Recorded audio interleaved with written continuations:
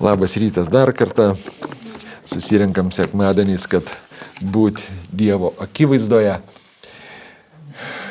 Kad šventoji dvasia, paėmus pamokslininką žodžius, kažką tai darytų kiekvieno iš jūsų gyvenime. Pamokslininkas vienas, jūsų daugiau. Ir Dievas žino kiekvieno poreikius, kas kam yra reikalinga. Ir to vieno pamokslininko žodžius paima ir kiekvienam padalina. Ir vienas vieną apreiškimą gauna, kitas kitą apreiškimą gauna. Ir vyksta stebuklai. Įsivaizduojat, jeigu nebūtų šventosios dvasios, pamokslininkas galėtų prieiti ar pastorius besti ten, tu tą darai negerai, tu tą darai negerai, ranką numotum ir ten neklausytum ir visa kita. Bet dabar sėdit ir šventoji dvasia paėmus Dievo žodį, skverbiasi į kiekvieno sielą ir daro ten teismą. Atskleidžia tas slapčiausias mintis, troškimus, galbūt kurių niekam nepasakojat ir tiesiog parodo, kas gerai, kas negerai. Ir tas visagalis Dievas, visatos kūrėjas, jis mylintis tėvas. Ir jisai žino, kaip prieiti prie kiekvieno iš mūsų, kaip įspėti, kaip paguosti, kaip subart, kad išties mes nenupultume nuo jo, kad mes turėtume tikėjimą tai, kad Dievas padarė per savo sūnų Jėzų Kristų, kad mes viltumėmės jo gailestingumu kasdieną ir eitume gyvenimo keliu. Ir ką Judita kalbėjo, kad daug įvairiausių įvykių mūsų gyvenimuose būna. Mašinos genda, autoįvykiai vyksta, mūsų kūnai supasuoja, suserga, santykiai griūna. Ne? Viešpats atveria dangaus langus ir lieja savo palaiminimus. Daug įvairiausių situacijų vyksta kasdienė mūsų gyvenime.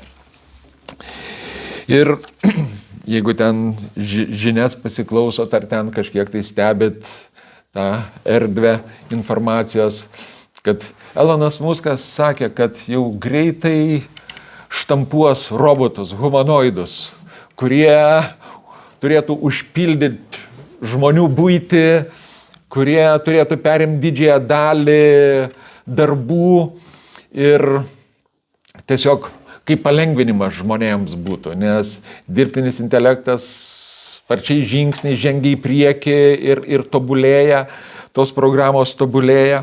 Ir dabar įsivaizduokit, pradeda štampuoti tos robotus, humanoidus ir pradžioje greičiausiai jie nemažai kainuos ir čia galvoju, reikia nusipirkti.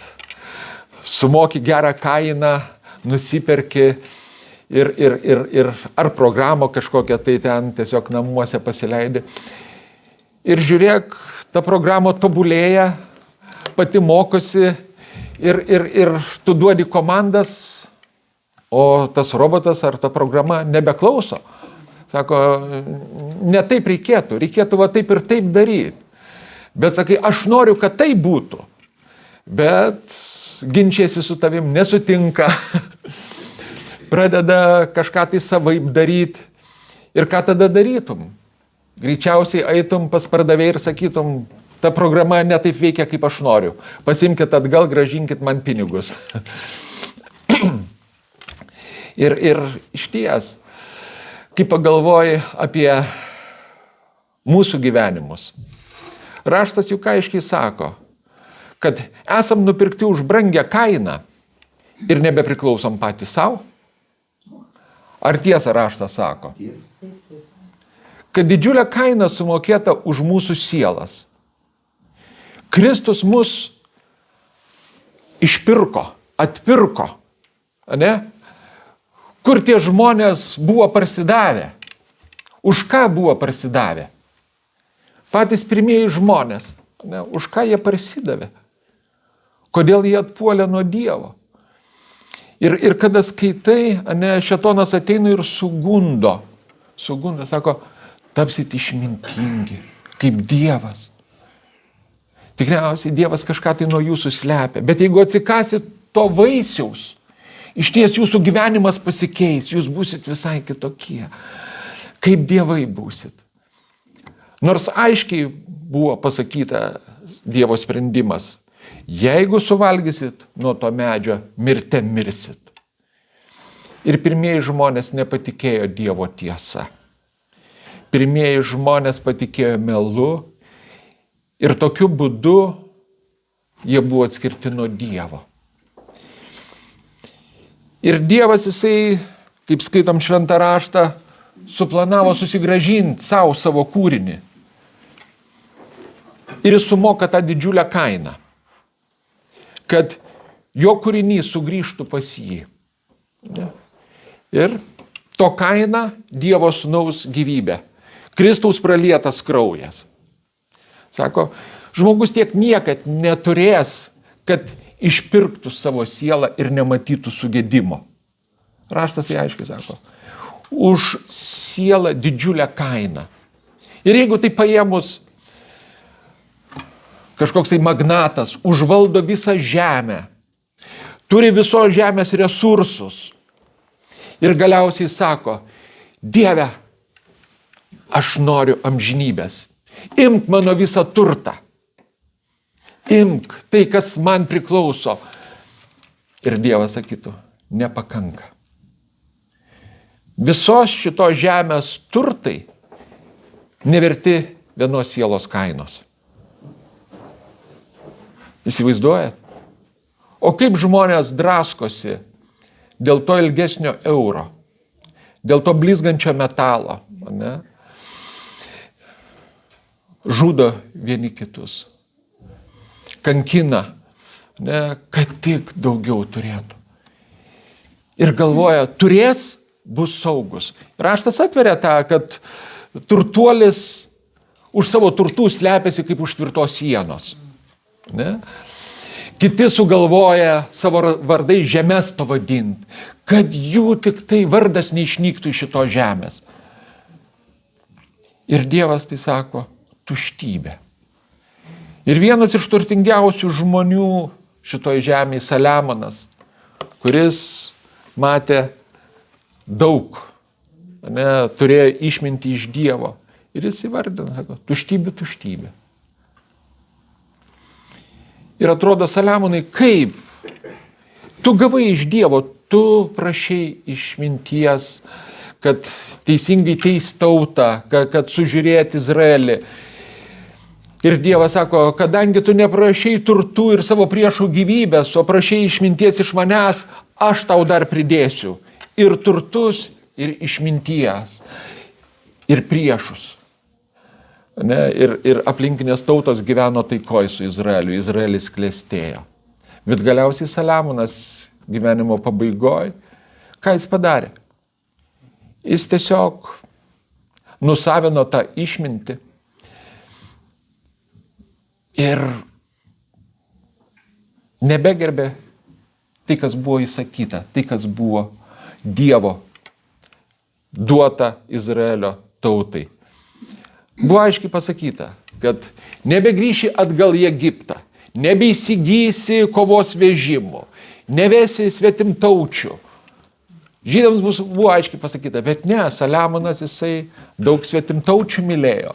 Įsigijo iš Egipto kovos vežimų, žirgų ir visa kita.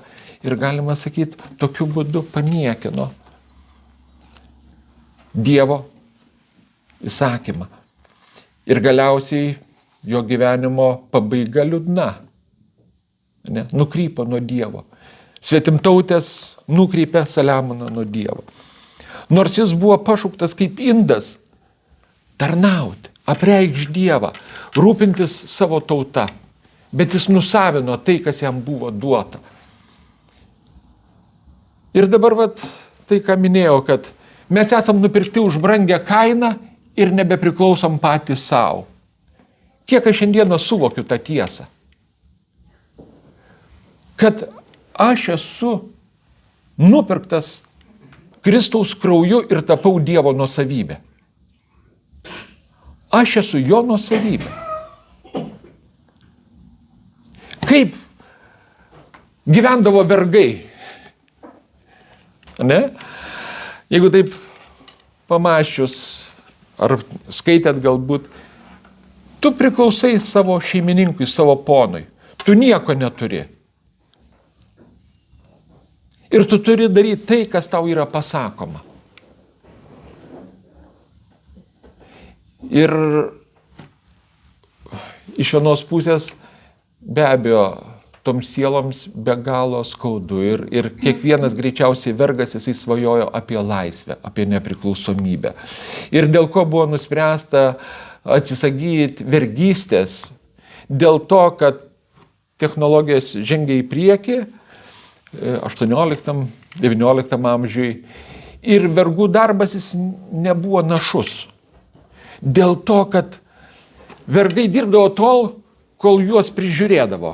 Kol bizūnas švilpdavo virš galvos, jie dirbdavo, nes nenorėdavo gauti į skūrą. Bizūnas nustodavo švilpt, vergai jie tiesiog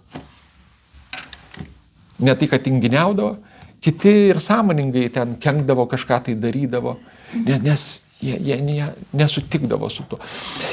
Ir taip norėtus, kad mes tikintis nebūtume kaip tie vergai iš prievartos, kol bijom gauti nuo Dievo lazdų.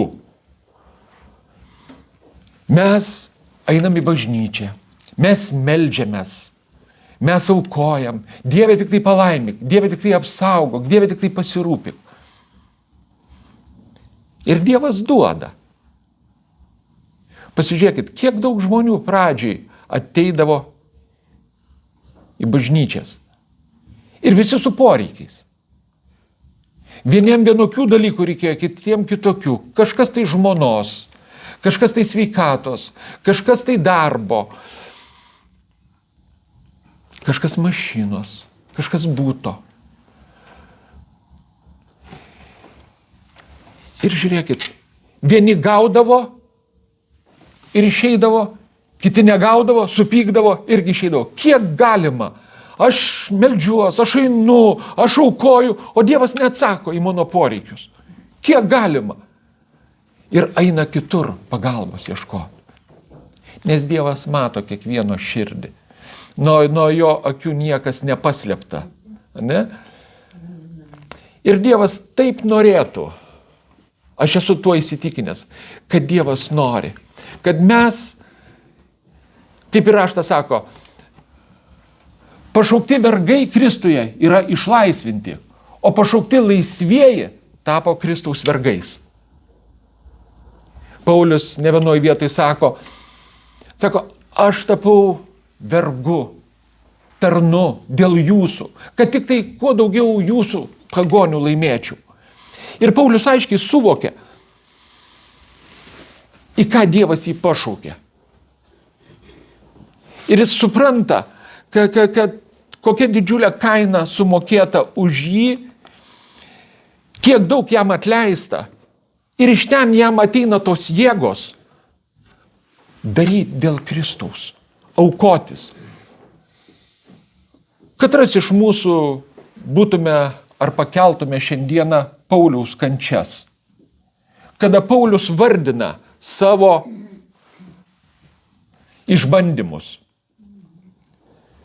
Tiek kartų akmenim užmėtytas, tiek kartų lazdomis muštas, skendęs, pavojose nuo netikrų brolių, pavojose nuo plėšikų. Ir niekas jo sustabdyti negali. Nueina skelbia Evangeliją, dievai nusileido pas mus, žydai ateina sukursto, minė tuoj akmenim apmėto, Paulius užmuštas. Bet broliai prieina, atsistoja prie Pauliaus ir akmenų krūvos verkia, meldžiasi, Paulius pašoka, nusipurta akmenis ir toliau eina skelbti Evangeliją.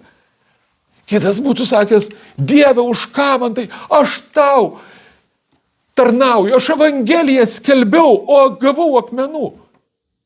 Ir šiandieną bendradarbiai ten ar kaimynai paliudija Evangeliją ir pasityčio iš tavęs. Pasijuokia, viskas, nebeskelbsiu, nebeisiu, nebedarysiu. Nes mes nesuprantam iš ties tai, kas įvyko mūsų gyvenimuose. Mes netikim tuo didžiuoju atpirkimu. Mes priklausom patys savo. Ir mes norim elgtis taip, kaip mes norim. Ir niekas mums neįsakys. O jeigu pastorius ar vyresnysis kažką tai pasakys ir subars, trenksiu durim ir išeisiu. Ir ką man padarys?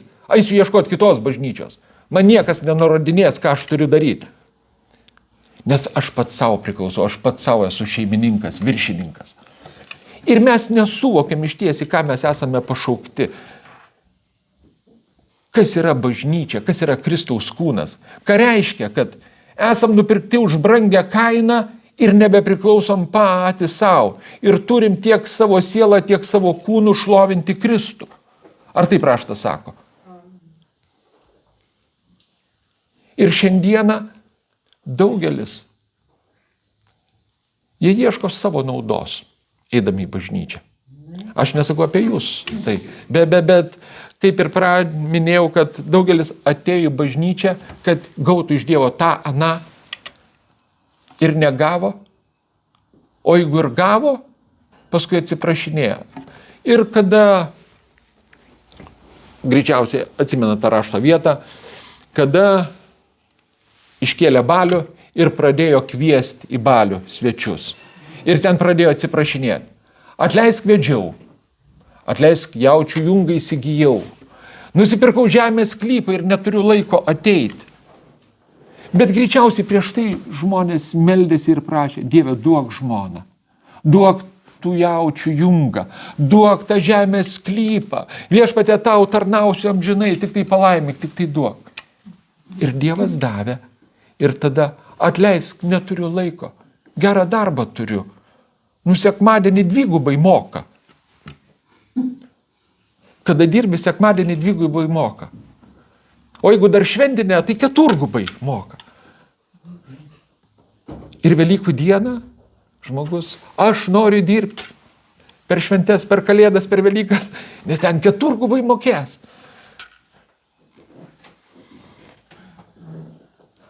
Truputėlį bandau taip sutirštinti.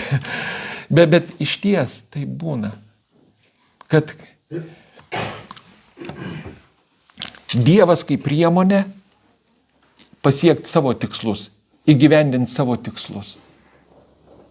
Ir nedaug tų šiandieną yra, kurie sąmoningai apsisprendžia būti Kristaus tarnais, būti Kristaus vergais, atsižadant savo svajonių, atsižadant savo valios, savo supratimo. Ir iš ties Dievas ieška šiandieną tokių tarnų. Dievas nori tokio supratimo bažnyčiose, kad mes priklausom Kristui, kad mes esam nupirkti už brangią kainą ir mes nebegalim elgtis taip, kaip mes norim. Taip, Dievas mums duoda laisvą valią. Bet Dievas kviečia mus į tą sąmoningumą, sąmoningą atsidavimą Kristui, sąmoningą pasišventimą, sąmoningą aukojimąsi dėl Kristaus.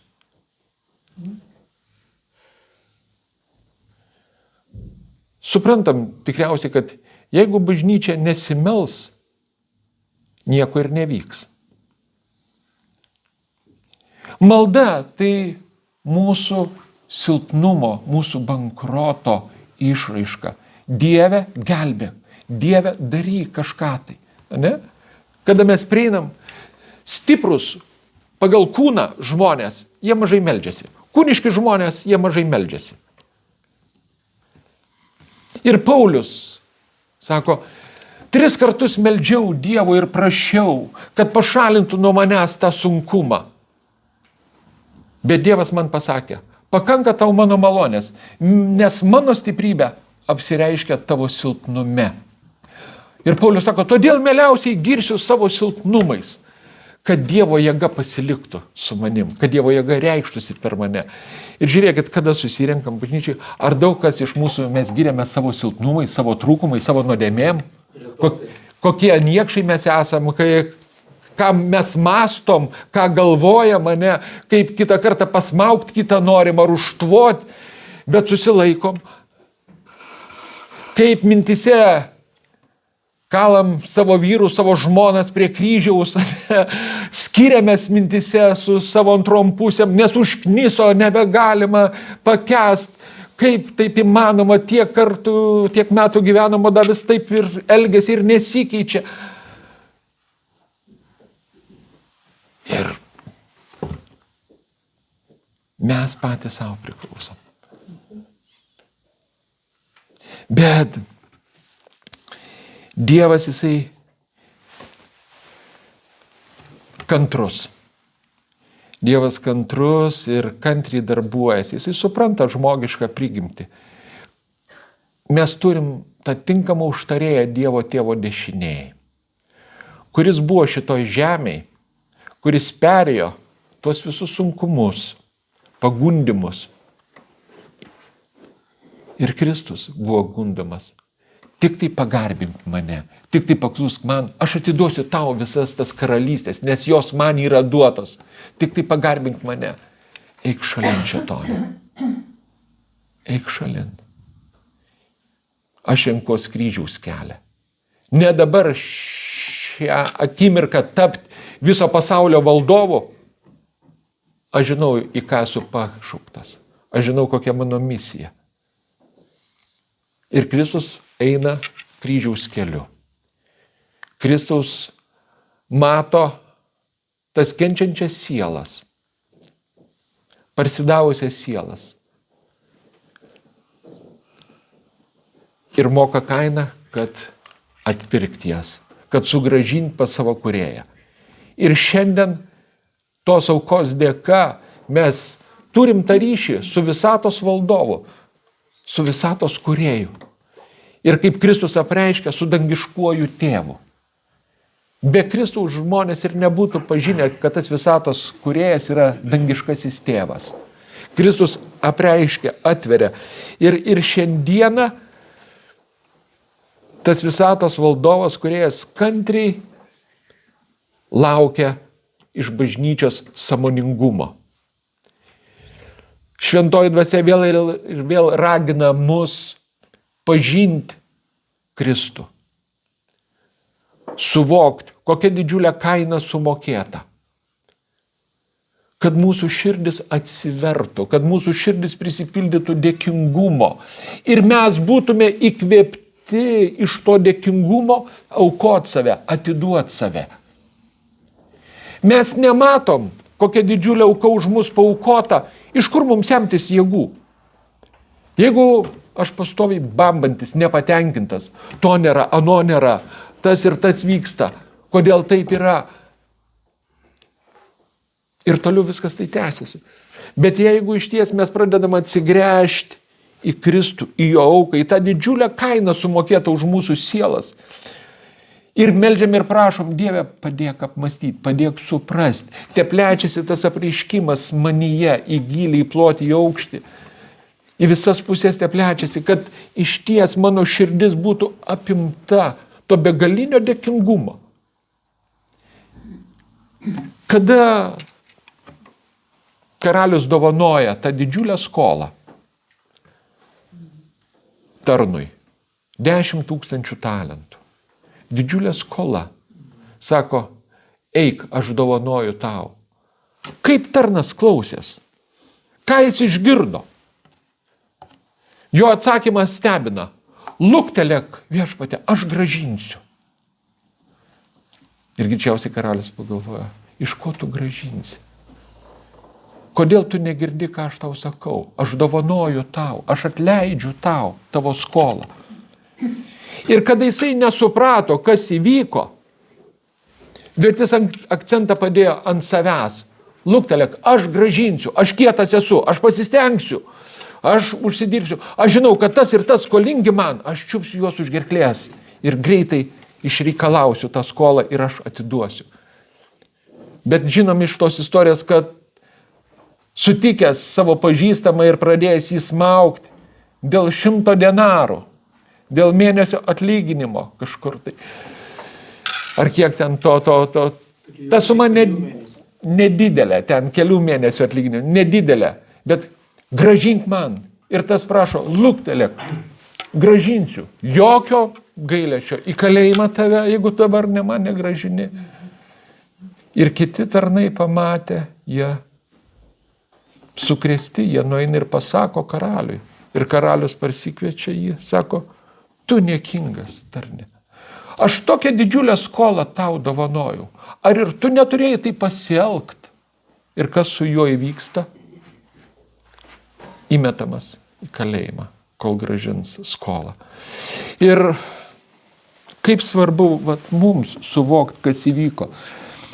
Dievas sako, atleista, dovanota. Bet nemažai tų, kurie sako, luktelėk viešpatie grąžinsiu. Melsiuos, būsiu uolus maldoj, skaitysiu šventą raštą, darysiu gerus darbus, aš tau grąžinsiu. Bet kada žmogus bando laikytis įstatymo, žiūrėkit, kaip būna. Jis būna negailestingas tada ir šalia esančiam. Kitas netaip elgiasi. Pasilpęs kažkur tai klimpęs nuodėmėj. Kaip tu taip gali? Kodėl tu ten to ir to nedarai? Ten ir visa kita. Ir teisia, kritikuoja. Ne? Žmogau, tu pats iš malonės gyveni, bet neišgirdai, nesupratai tos malonės. Ir šiandieną pilnas kritikos, pilnas teismo. Visi mes turėtume, kaip ir Kristus ragina, sako, mylėkit vienas kitą. Priimkit vienas kitą, kaip aš jūs priėmiau. Bet kodėl bažnyčia tiek daug nesutarimų, pykčių ir visa kita? Dėl to, kad neišgirsta, kas įvyko, kokia didžiulė skola dovanota. Jeigu šiandieną stovi, tai iš Dievo malonės. Jeigu šiandieną kitas suklupęs, belieka melstis, kad jis pakiltų, kad Dievas pakeltų jį, kad Dievas apšviestų jam. Ir jis būtų išlaisvintas galbūt iš tam tikros nuodėmės, išplėštas iš tam tikros situacijos. Bet išdidus žmogus, jisai teisia ir kritikuoja. Bet ne tam mes esame pašaukti. Nesuvokiam to įvykio, kuris įvyko. Nesuvokiam Dievo malonės, kuri yra apreikšta.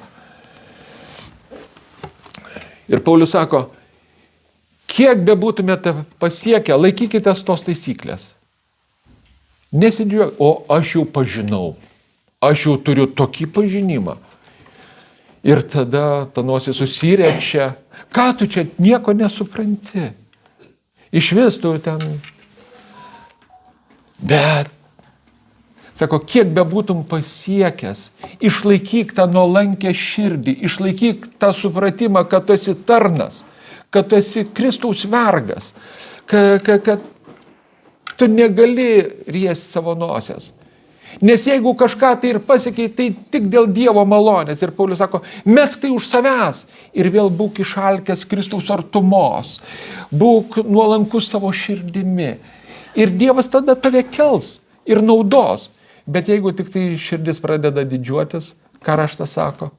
Dievas pradeda priešintis išdidžiai širdžiai.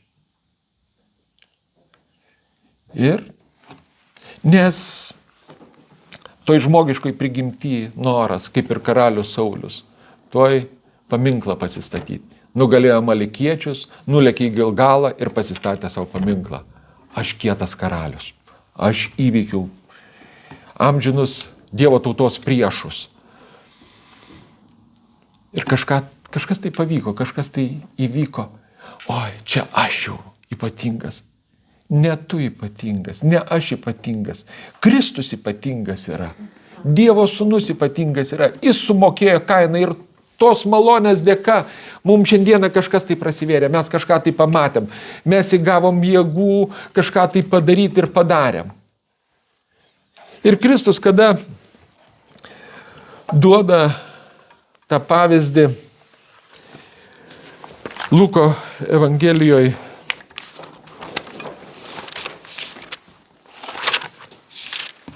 surasim.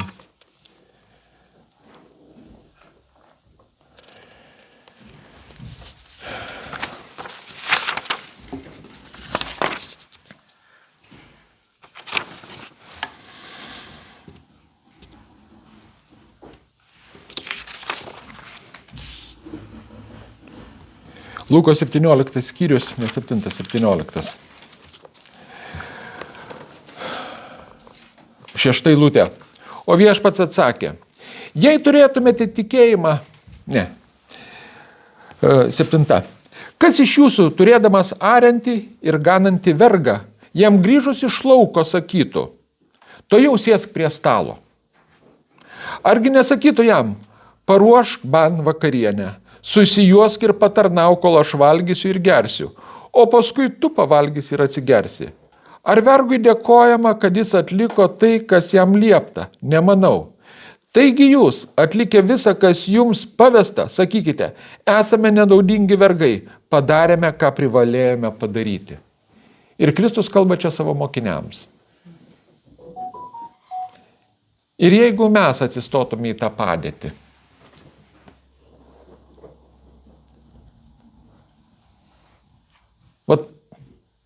susitapatintume save su tuo vergu, kuris sunkiai triūsė laukose, parėjo ir dar jam sako, padaryk tai, padaryk tai. Ne, taip negalima. Aš pavargau, man turi kojas mazgoti. Ir dažną kartą mes būnam su tom pretenzijomis savo artimiesiems, savo vyrams, žmonoms, tėvams, vaikams. Ir šiandieną tikintis, jie turėtų rodyti tą pavyzdį, kantrybės pavyzdį, išminties, nuolankumo pavyzdį, atsidavimo pavyzdį. Nes mes turim šaltinį, iš kur semtis jėgų. Ar taip?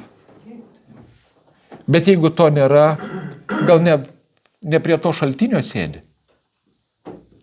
Gal kažkur tai sėdi, kaip pranašas sako, prie kiaurų šulinių ir bandai pasisemti ir nieko nepavyksta pasisemti. Sugrįžk prie tyro šaltinio. Ir iš ten semkis. Kristus tas šaltinis, Kristus ta jėga, Kristaus auka.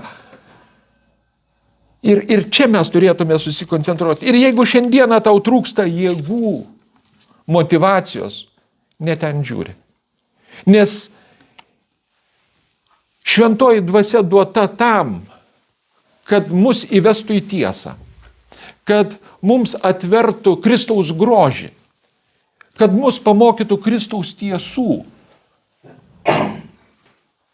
Ir jeigu mes trokštam kažko tai kito, o ne Kristaus, tada mes ir neturim jėgų. Paulius jisai rašo,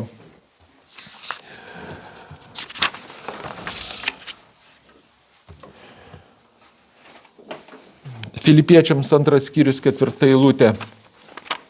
Čia gal biškiai baru, ne? Bet čia tiesiog šventoji dvasia te liudija kiekvienam į širdį.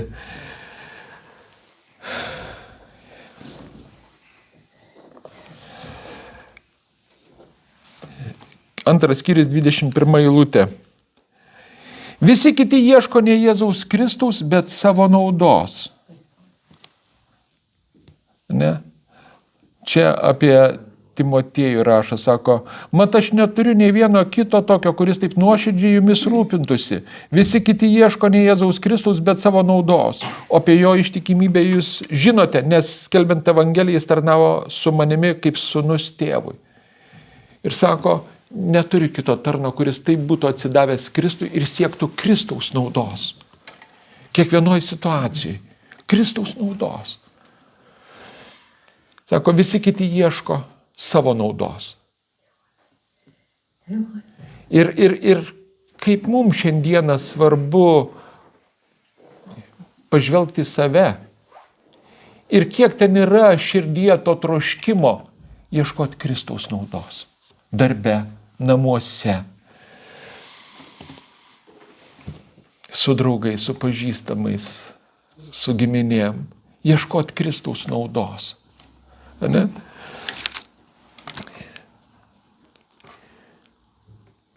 Kad Dievo dvasia liudė. Ir jeigu, sakau, mes išties melsim ir prašysim, kad pažint Kristų, kad suprasti jo kančią, ne, kad įsigilinti į tą slėpinį, šventoji dvasia bendradarbiaus, šventoji dvasia padės. Nes šventosios dvasios tikslas toks yra, kad Dievo sūnus būtų išaukštintas per mūsų gyvenimus. Ir kas labiau gali mus įkvėpti, atiduoti savo gyvenimus, tapti sąmoningais vergais dėl Kristaus, atsižadant savo ambicijų, jeigu ne Kristaus auka, jeigu ne ta didžiulė kaina, kuri sumokėta už mus. Ir jeigu aš trokštų kažko tai kito, tada aš ir šliausiu paviršiumi. Ir tos problemos toliau kamuos ir aš bambėsiu ir būsiu nepatenkintas ir kaltinsiu kitus. Bet tiesa ta, kad esam nupirkti už brangią kainą ir nebepriklausom patys savo. Tik tas apreiškimas turi pasiekti mūsų vidų. Kad mes taptume tie sūnus ir dukros, sąmoningai apsisprendę tapti Kristaus tarnais, Kristaus vergais ir pasiruošę vykdyti jo valią. Ir klausintis, Dieve, o kokia tavo valia? Mums neužtenka tik tai sužinoti, Dieve, kokia tavo valia yra, bet mums reikia jėgų išpildyti tą valią. Mes skaitom šventą raštą ir daugmaž mums aiški ta Dievo valia yra, bet mums reikia jėgos, kad mes galėtume padaryti tai, ko Dievas prašo. Bet jeigu mes, sakau, sėdėsim kažkur tai kitur, prie kitų šaltinių, ne prie Kristaus, mes neturėsime jėgos. Mūsų širdis bus nedėkingos, mes nesuprasim, kas įvyko, ką Dievas padarė dėl mūsų. Ir tada tokie leisgyviai. Ir ką iš silpno žmogaus galima pareikalauti, kada, tarkim, laukia sunkus darbas, kada pasižiūri, ką Paulius iškentė, bet jis nenuleido rankų. Ir šiandieną, jeigu tu tik tai pradėsi judėti tą linkme, link Kristaus, prasidės atakos. Skirtingi tie lygiai būna, bet iš ties prasideda atakos, kad tik tai tu negautum to apreiškimo, kad tik tai tavo širdis nebūtų sužadinta, kad tik tai tu neįgautum jėgų pasišvęs Dievui ir kad tik tai netaptum instrumentų Dievo rankose, kurį Dievas gali panaudoti taip, kaip jis nori. Vėlgi, Senojo testamento pranašai, tikri pranašai, jie buvo Dievo vergai.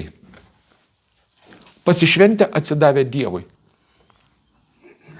Buvo ir netikrų pranašų, kuriem rūpėjo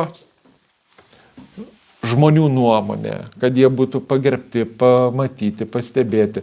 Ir tarkim, dabar galvoju, pranašas Ahabas, atrodo, eina į karą ir Izraelio karalius ir pasikviečia Jozapatą, liktai karalių. Ir Judo karalių. Ir tas sako, ar yra ir susirinkę pranašai pranašauja, eik į karą prieš Sirus, ar Sirus dabar nebeatsimenu, tu laimėsi, ten pranašas pasidaręs ragus, ten bado į visas pusės, taip tu nugalėsi savo priešus. Ir Judo karalius sako, ar čia yra tikras Dievo pranašas? Ir karalius, yra vienas, bet jis nieko gero man nekalba. Sako, pakviesk. Pakviečia ir tas, nebeatsimenu to pranašo vardo, Michėjas, ar sako, ai karalių ir laimėsi. Ir tas, kiek kartų tave turiu saikdinti Dievo vardu, kad tu sakytum tik tai tiesą ir nieko daugiau. Ir tada pranašas sako, mačiau įsisklaidžiusią Izraelį po laukus kaip avės be piemens. Vienu žodžiu, kalba apie pralaimėjimą ir kad karalius bus nužudytas. Ir tada karalius Izraelio sako, argi tau nesakiau, kad jis nieko gero man nepranašauja. Ir tada kažkas tai iš tų netikrų pranašų jam trenkia per veidą, kuriuo keliu Dievo dvasia nuo manęs atsitraukė. Ir buvo netikrų pranašų. Bet tikri pranašai, jie klausė Dievo paliepimo. Ir pranašas Ezechielis gauna įsakymą iš Dievo. 396 dienas gulėti ant vieno šono. Jam įsako iš anksto pasiruošti maisto, ten susimaišyti lęšius, dar ten kažką tai ir gulėti. Ir paskui dar 40 dienų ant kito šono. Ir čia mes skaitome Ezechielio knygą, 4 skyrius, 12 eilutė, 5 skyrius, 11 eilutė. Ir įsivaizduojat, gulėti ant vieno šono. Ir dar gauna įsakymą kepti savo papločius ant žmogaus mėšlo.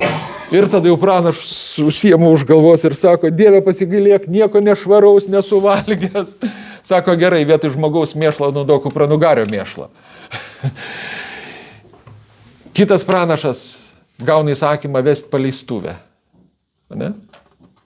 Dar vienas iš pranašus ten gauna įsakymą, tu įlėksi, užpilsi aliejus, patepsi, apsisuk, žodžio nesakęs, liek lauką. Ne? Ir tai turėdavo daryti. Ir vienas, mes skaitom Teisėjo, atrodo, knygui, vienas iš pranašų, kada tai padarė, senas pranašas išgirdo, kad tai įvyko, staigiai sako, sūnui pabalnok asilą ant asilo ir pasiveja tą pranašą. Ir sako, man Dievas pasakė, kad tu turi užeiti pas mane ir pavalgyti. Tas pranašas sako, ne, man Dievas pasakė nieko neimti burną ir sugrįžti atgal. Ne, man Dievas pasakė, kad tu turi. Ir tada tas sutiko. Ir nuėjo ten ir pas tą pranašą valgė. Ir paskui tas senas pranašas atsistojo. Kadangi tu nepaklausai Dievo žodžio, tave kelyje sutiks liūtas ir sudraskys. Ir taip įvyko. Ir pranašai buvo bandomi. Ir neturintis savo valios. Pranašas Jona, jisai apsisprendžia nepaklusti ir bėgti. Bėgsiu. Negaliu, nekenčiu tų neviečių, jie tiek daug bloga pridarė Izraelio tautai. Neskelbsiu jiem atgailos. Dievas savo būdu privertė pranašą daryti tai, ką jis buvo numatęs. Ir mes šiandieną, mes esam kviečiami būti sąmoningais tarnais, apsisprendusiais, nusižeminusiais prieš Dievo žodį, prieš jo valią, vykdantis, klausantis jo, ieškantis jo jėgos ir darantis tai, ką jis yra įsakęs. Ir Dievas nori, kad mes tai darytume ne kaip bizūnas švilpia, kažkokia tai situacija smūgiuoja, tada taip Dieve darysiu. Situacija pasikeitė ir jau bėgi savo keliu. Darai tai, ką tu norėjai daryti. Ne, Dievas jis nori, kad mes sąmoningai, laisva valia sektume. Ir jeigu Dievas sako, reikės taip padaryti. Eik, sūnau, padirbėk į mano vynuogyną. Einu Viešpatie, bet nenoja. Kitas sako, nenoriu, sūnus. Bet persigalvojęs, nuėjo ir darė. Nenorėjo. Bet atsižadėjo savęs. Ėjo ir darė tai, kas buvo įsakyta. Ir Kristus klausia, katras bus nuteisintas. Ne tas, kuris einu, bet nenuoja. Bet tas, kuris sakė, nenoriu, bet apsigalvojo ir nuėjo. Ir šiandieną išties dar Dovydas, tas pavyzdys, atrodo žmogus pagal Dievo širdį.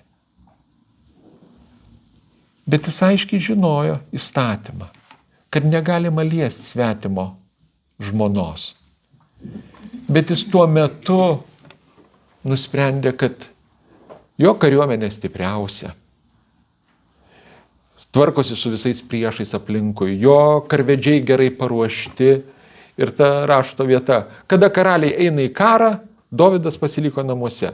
Dovydai, kodėl tu pasilikai namuose? Tu turėjai būti su savo kariuomenė, kare ir kovoti su priešais Dievo tautos. Bet Dovydui truputėlį galbūt nosis užsirėtė, kad mano kariuomenė kieta. Išėjo galbūt vakare pasimelst ant plokščiastogio ir mato moterį. Svetimo vyro žmoną. Ir užsigeidžia. Dovydai, ar tu nežinoji, ką įstatymas sako? Kad negalima. Bet aš karalius, aš galiu sau leisti. Nors buvo žmogus pagal Dievo širdį ir kaip pranašas, tiek giesmių, taip išgyveno, taip patyrė viešpatį. Bet išdidumo momentais mes nutolstam nuo Dievo ir nebegirdim. Protas aptemsta. Ir Dovydas jisai nusikalsta. Ir žinot, vieno žmogaus sprendimas jisai atnešė susiskaldimą į Izraelį. Nes jo galioje tai buvo.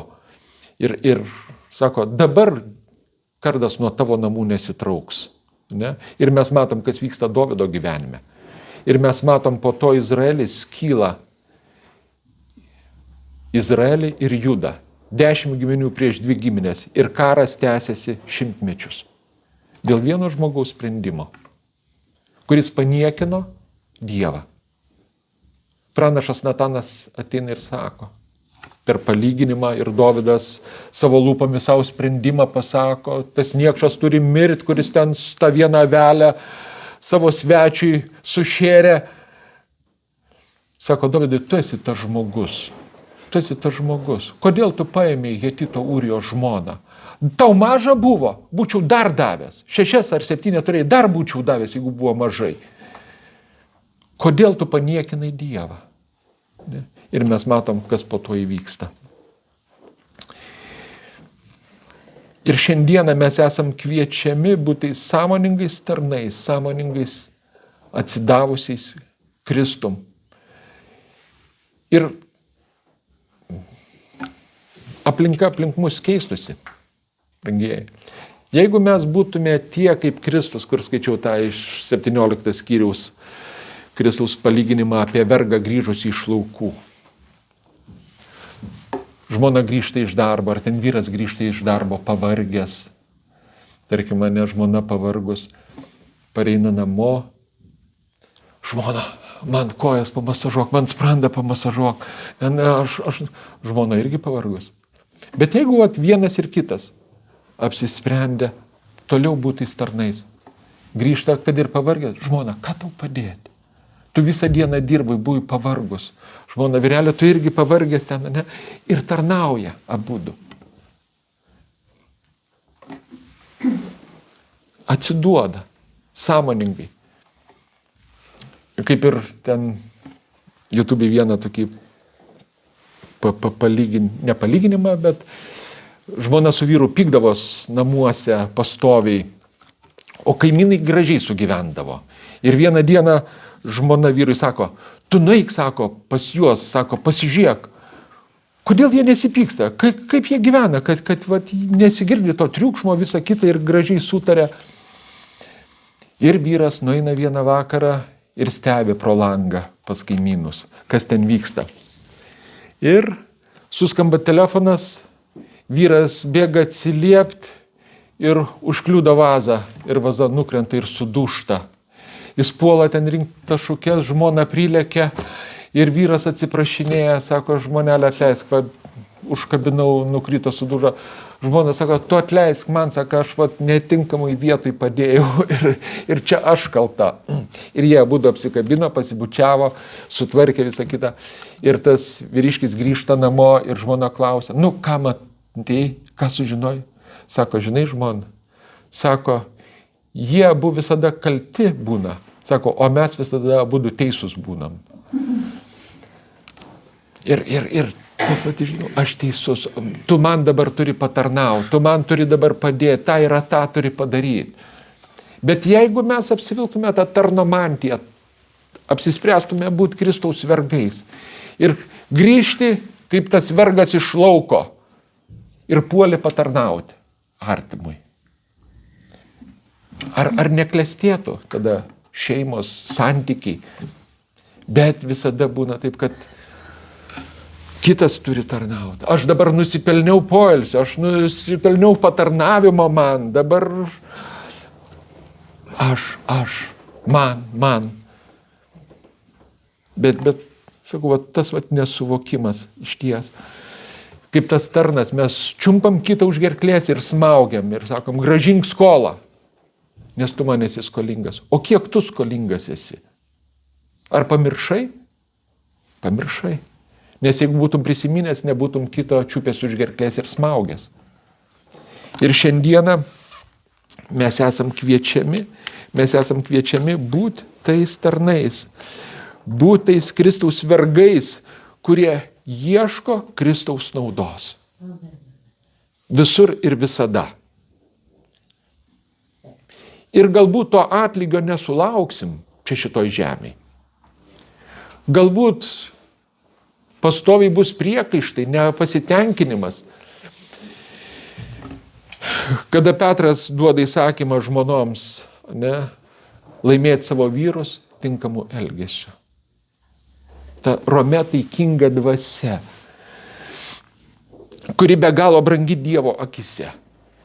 Ir šiandieną Dievas nori, kad jo vaikai turėtų, kiekvienas, ne tik moteris ir vyrai, turėtų tokią širdį, kuri be galo brangi Dievo akise, nuolanki, sudužusi, alkstanti ir trokštanti Kristaus šlovės. Ir tada išties mes gyvensim viltimi. Mes tarnausim Kristui. Dažną kartą mes tarnaujam savo vyrui, žmonai ir po to reikalaujam atlygio. Bet sako, padarė tai, ką jį turėjot padaryti ir turit pasakyti, esam nenaudingi vergai, padarėm tai, ką jį turėjom padaryti. Bet dažną kartą mes nesugebam to pasakyti. Nepadėkojo, nepastebėjo, neatsiprašė. Dabar pyksiu amžinai, dabar net leisiu tam rūpužiai. Tai pasielgia su manim.